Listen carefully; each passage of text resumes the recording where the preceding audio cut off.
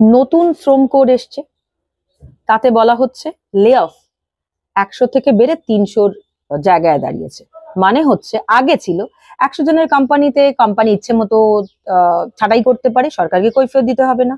আর এখন হচ্ছে 300 জনের কোম্পানি হলে কোম্পানি ইচ্ছে মতো ছাঁটাই করতে পারে, সরকারকে কৈফিয়ত দিতে হবে না। কিন্তু এই আগের শ্রম আইনে 100, এখন শ্রম করে 300, এরা তো প্রত্যেকেই ভারতবর্ষের নাগরিক, ভারতবর্ষের তারা বসবাস করে, ভারতবর্ষে তারা ভোট দিয়ে সরকার বিরোধী নির্বাচন করে। তাহলে এদের দায়িত্ব কেউ নেবে না, মানে 100 জন 300 জন ইউহি বরখাস্ত হয়ে যেতে পারে। মানে এ কেমন আইন? শ্রম আইন যদি শ্রমিকের সুরক্ষার জন্য হয়, তাহলে দেখা উচিত যে একজনও শ্রমিক যেন সেই সুরক্ষা থেকে বঞ্চিত না হয়। তাহলে শ্রম আইন এরকম হওয়া উচিত যে কোনো কোম্পানি 301, 2, 3 এর কম কোম্পানি তৈরি করতে পারবে না। তাহলে লে অফ করতে গেলে কোম্পানিগুলিকে সরকারের কাছে খেসারত দিতে হবে।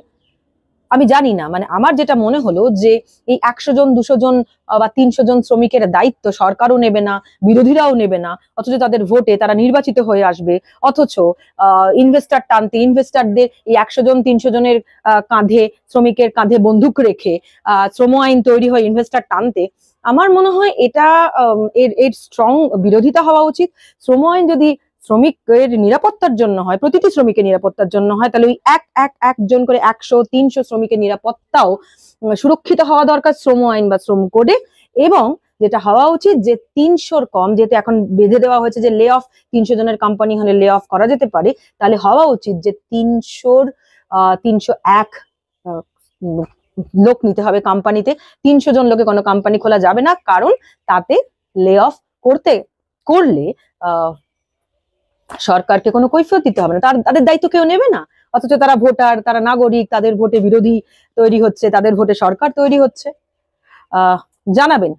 বিস্তারিত শ্রম কোড নিয়ে আসবো আমার চ্যানেলের, মানে আমার ইনসাইট অফ এর যে ইউটিউব প্ল্যাটফর্মে নিশ্চয়ই আসবো।